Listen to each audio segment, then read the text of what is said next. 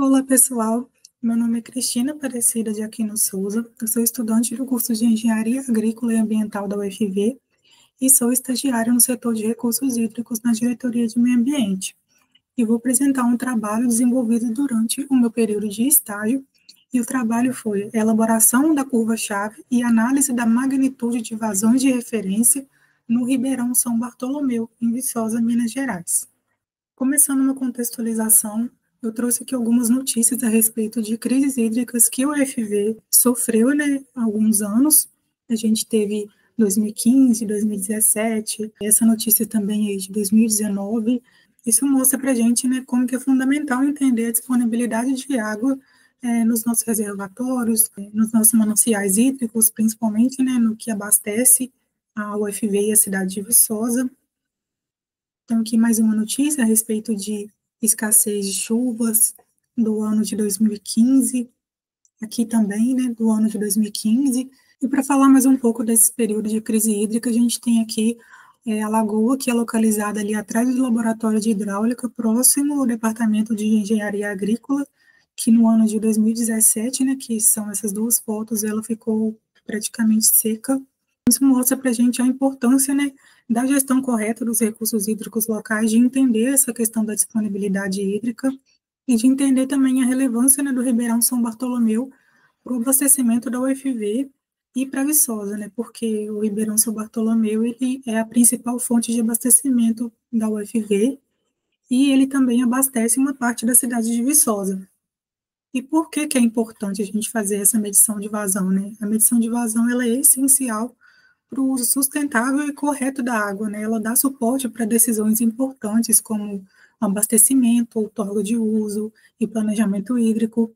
Então, esse dado de vazão ele é muito importante porque ele permite a gente conhecer a quantidade de água que está disponível para uso, a quantidade de água disponível ao longo do tempo e ajuda a melhorar também o planejamento do uso da água. Esse trabalho ele impacta diretamente no ODS 6, né, que é o objetivo 6, assegurar a disponibilidade e gestão sustentável da água e saneamento para todas e todos.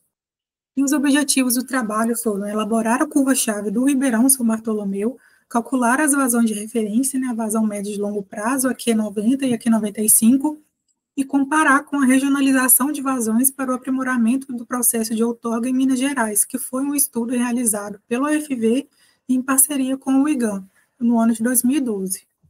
A nossa área de estudo, né, foi a bacia do Ribeirão São Bartolomeu, então aqui a gente tem um mapa da bacia do Ribeirão São Bartolomeu, e para a gente se localizar nesse triângulo vermelho é onde fica a estação fluviométrica do IGAM, que foi onde a gente realizou também as medições de vazão. No pontinho amarelo, a gente tem a lagoa de captação da UFV e do SAAI, né, que o SAAI também capta a água dela, e ela fica localizada ali ao lado do supermercado escola. Nesse quadradinho verde, a gente tem a estação de tratamento de água do SAAI, e no quadradinho alaranjado, a gente tem a estação de tratamento de água da UFV.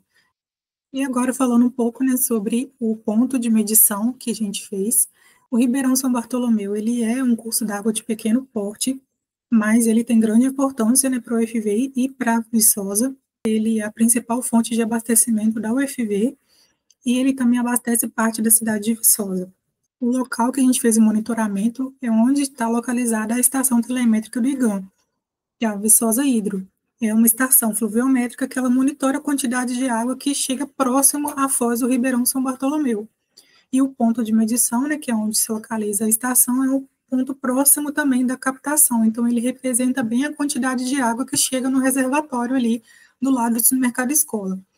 A nossa série histórica utilizada para esse trabalho foi no período de outubro de 2017, que foi quando a estação telemétrica do IGAM começou a gerar dados, até setembro de 2024, que foi quando a gente começou a realizar as medições de vazão. E as médias diárias de nível da estação, que a estação ela gera dados de nível a cada 15 minutos, então a gente pegou esses dados de nível e fez uma média diária de todos os dias durante esse período de dados.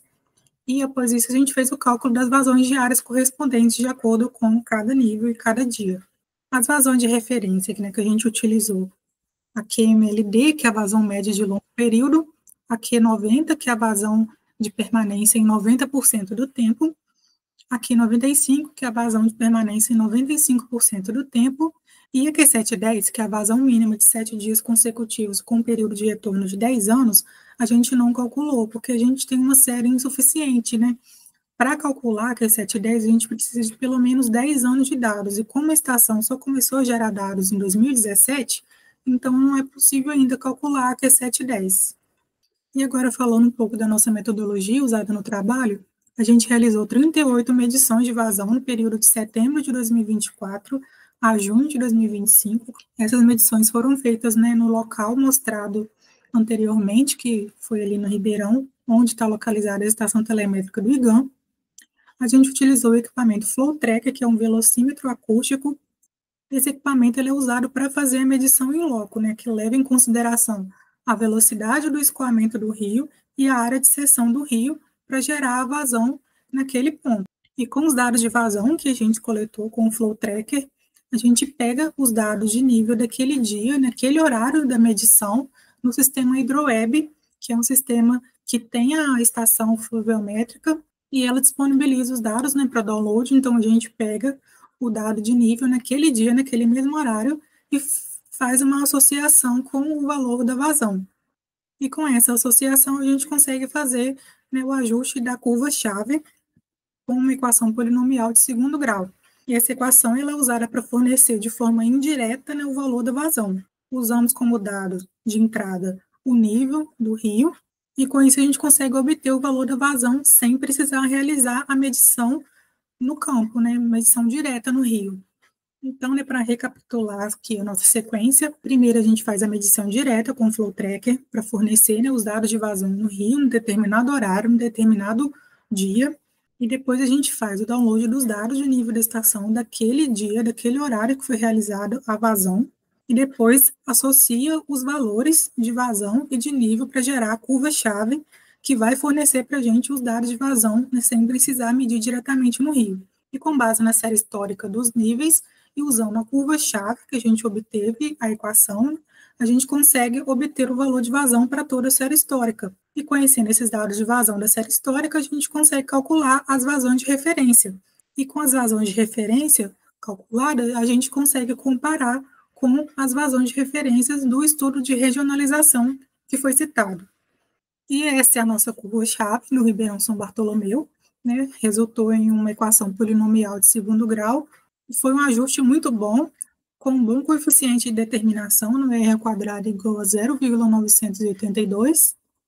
E as vazões de referência obtidas, né, a gente teve a vazão média de longo prazo de 0,144 metros cúbicos por segundo, a vazão de permanência de 90% do tempo de 0,065 metros cúbicos por segundo e a vazão de permanência de 95% do tempo de 0,064 metros cúbicos por segundo. E agora, comparando com o estudo de regionalização, a gente consegue observar que teve uma redução, né? A gente observou uma redução de 51,5% da vazão média de longo período, de 44,90% da Q90 e de 29,70% da Q95. Então, essa redução, ela indica, né, que o órgão responsável pela gestão de águas em Minas Gerais, que no nosso caso é o IGAM, pode estar concedendo permissão para a captação de uma vazão maior do que o rio teria capacidade de fornecer, né? Então, isso pode prejudicar usuários, a jusante, e também pode ajudar a potencializar a escassez hídrica. Então, por isso, é importante a gente revisar esses valores de vazão de referência que estão sendo usados atualmente. Para concluir o nosso trabalho, a gente observou que houve a redução dos valores das vazões de referência, comparando, né, com o estudo de regionalização, e isso mostra para a gente a necessidade da revisão do estudo de regionalização. A curva-chave ajustada teve um bom desempenho, né? A gente mostrou que teve o R quadrado igual a 0,982, e um resultado muito importante para apoiar as decisões sobre a gestão de recursos hídricos. E a nossa referência utilizada foi o estudo de regionalização de vazão para o aprimoramento do processo de outorga no estado de Minas Gerais, e agradeço pela atenção, agradeço também a equipe que esteve comigo durante esse trabalho, e caso tenha alguma dúvida, pode entrar em contato comigo por e-mail, e muito obrigada novamente.